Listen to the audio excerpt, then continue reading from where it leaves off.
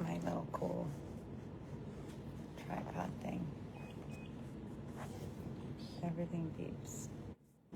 You want to prop it against this? Get your wound vac? No, that. Your urinal? No. I don't want to put my phone on your urinal. Oh, shit.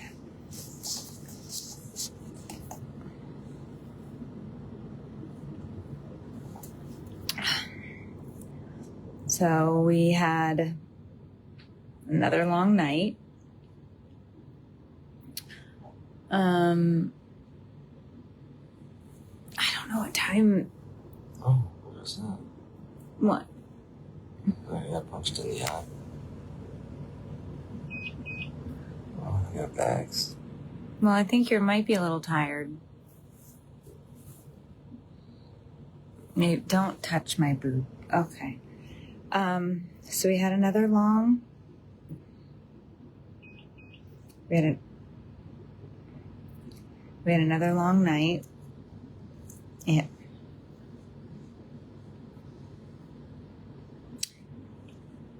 Somebody got IV pain meds. And can you please just stop? That's fine. Stop. Okay. All right. So, last night or yesterday, the surgeon came in. I told you guys he took a look at his wound vac, his wound vac. He took everything down. It was disgusting. Dave looked at the whole thing. Pins coming out of his foot. The wound is bigger than it previously was because they had to go in, debride, take everything out. The doctor said it looked really good, but he believes that it needs a second cleaning. And he may have to remove the cuboid bone because he doesn't. Not the whole bone. The surface part, the part that was dislocated. So the piece of the cuboid that was dislocated and smashed off the foot. About a third of it. It's in a wedge to the side. He doesn't know if it's getting blood supply. And so, emotional support boob. I just messaged Glenda. Glenda, welcome. It was right there, Glenda. Thank you. I just literally just replied to her post. Oh, hello, Glenda. So, that bone, was pinned with the hope that it would survive, but the doctor is not feeling super confident, so they go in and do some sort of a test. I don't remember what he called it. Scratch test. It's a scratch. Yeah, it had a name. I just don't remember the name. Scratch test. You scratch it. If the bone bleeds, it gets to stay. If the bone does not bleed, it is removed. At that point, he then knows what type of surgery is next, because we're looking at maybe 2 more, maybe 3 more. It's all going to depend on these bones inside of his foot and if they will collapse or not, requiring more intense, what's it called? Fusions. So that was great. The doctor was wonderful. Like I said yesterday, he's by far my favorite person. Yeah, he just called. We just got off the phone with him again. So last night, yesterday early, I was gone. See, this is why I can't leave the hospital. This is exactly why I can't leave the hospital. You can't leave. Because you refused your pain meds. Please, I did not refuse. Look, when you talk about pain tolerance, there's people like her who can take a 10 and it's like nothing. I can't take a 1. If it's a 1, I'm not interested. So, but yesterday I felt fine. So I didn't want to keep taking the Oxy, so I just stayed on the Tylenol. Well, then I didn't realize I felt pressure building, but I didn't realize that was pain. I only considered pain to be like sharp pain. Mm-hmm. But the pressure kept going and going and going and then became pain. So I had to catch up on the pain meds. And now I'm just going to stay on the routine because it's all I can do. Right. So I left to go home and shower and pack a bag and clean up some stuff, see the kids. Did you pack anything nice to put on? Nope. No, more sweaters, sweatpants, big socks. Did you get a nurse's outfit? No, but I did notice that your wedding ring is off, and so I didn't know if you were trying to solicit sponge baths while I was gone. No. Because somebody's wedding ring... It had to be emergency removed. Oh, yeah? By who? It was part of the crush protocol.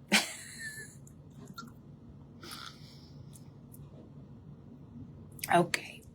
So basically what happened was I left, he refused pain meds and was taking Tylenol after the surgery for this crushed foot. So I get back and he broke out into a cold sweat. So we started to get a little panicky because cold sweat, fever. Yesterday was a great bowel day. Oh, we did go to the bathroom. So when I got back, he was clammy, he was sweating, and we just started to go into that full panic mode again of infection. So I gave him another sponge bath. I wiped him down. I changed his gown. Can we talk about the sponge baths? What about it? They are the highlight, but I have some notes. You have notes to give me on how I give you sponge baths? I do. Okay. You're fully dressed. Why do I have to be naked to give you a sponge bath? Why not? If we were in a shower, would you be fully dressed? We're not in a shower. But if we were. So I don't think I get as clean because you're fully dressed. You got plenty clean. So I gave him a sponge bath, changed his gown, changed the sheets, and said, okay, let's see how you do after this. Well, I'll show you. I'll give you guys... I wonder what we can do. Can we classify like an ESB? What's that? Like, you know, the emotional support boobs instead of emotional support animal? I just showed you my tits 2 seconds ago. Know. And I feel better. I opened up, I pulled them out. I said, take a look. Oh, thanks, Becky. So I'll show you. I'll show them your boobs. Not my boob, Jesus. So here's the foot. Okay, as you can see, this goes all the way up to here. And this hose that is coming out is a wound vac. I'm not going to show them that the wound vac comes all the way down here. The wound vac is there. This is the thing that I get to carry next to him for the next 4 weeks. Anywhere he goes. With the strap. Huh? You're going to get one with the strap. Yeah, they're going to give me one that's kind of like a purse bag, and you can carry it so that the person who's on the wound vac can, crutch around. So what was happening, and I'll show you exactly where this pain started. If you guys want to look at his foot, if you don't, please look away. So these toes look really good. These toes look substantially better than his toes the other day. They get pink. We get blood refill and everything. But right here, this part of his foot, he started to have excruciating pain underneath here and in the ball of the foot. And that's because of this splint. This splint is curved and it's forcing pressure. So when I pulled it back, I realized it was relieving the pressure. So I was like, okay, you're having pressure because the splint is really tight and it's pushing against your foot. So what I realized was the pain was causing these sweats, and he was having, Candy, I asked if he would leave a second one. Hmm? Candy named her wound vac Mr. Sucker. I asked for a second one, but he wanted to have a second wound vac that could suck someplace else.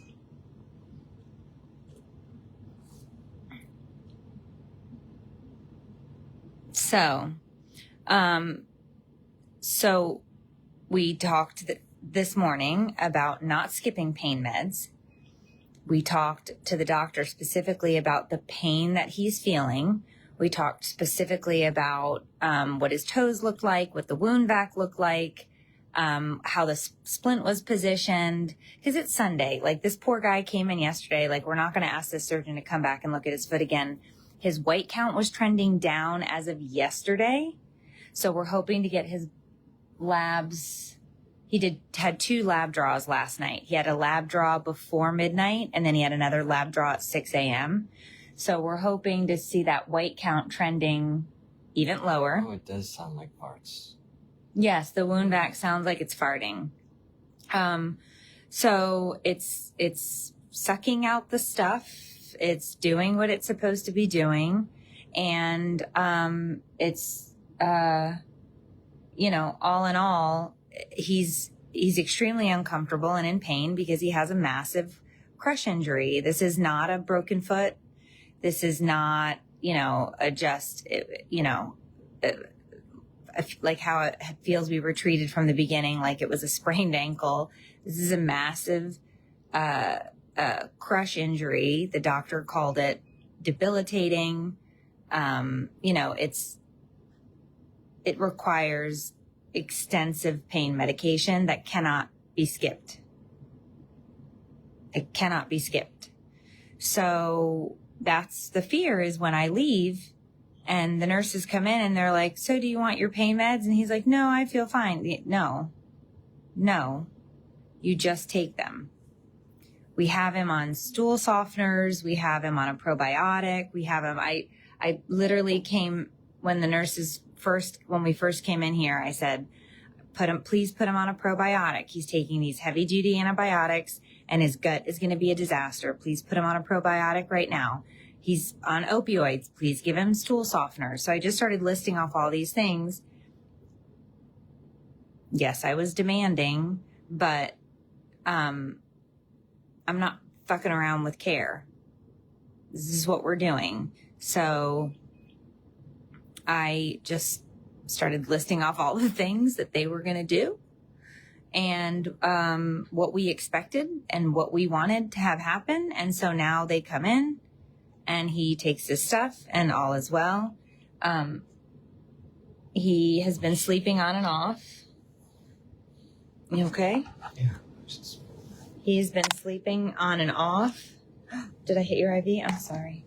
And now it's going to be nap time again because he just got his dose of pain meds probably 20 minutes ago. So he's going to take a nap and they're going to come back in at 10:30 and then you're going to get something else. So today is going to be, I cross our fingers, just a lot of resting. And tomorrow, by 4 o'clock, we should be headed back down into surgery. So that's really what we have for today. That's really what's going on right now. It should, I hope. Where? Yeah. Matthias is back in Miami. He left yesterday. He left yesterday.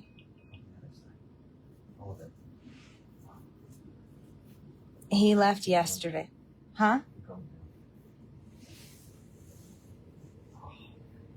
He left yesterday and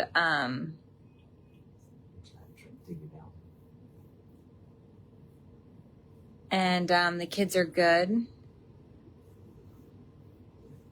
And it's I'm just gonna I may go home today. I'm nervous to leave him. But we'll see. No, that's a good question. He doesn't have a PICC line and he won't be getting a PICC line. He's getting something called a TIC line. The reason that he has a TIC line or will be getting a TIC line is because they have to put the port in his chest because he has to use crutches. So the port that goes into his chest is how I'm going to deliver IV antibiotics over the next 6 weeks. Dave is going to hate every minute of it, but we will be homebound for 6 weeks because he will be attached to that. Oh, the doctor's here. All right. I'll see you guys later. Good morning.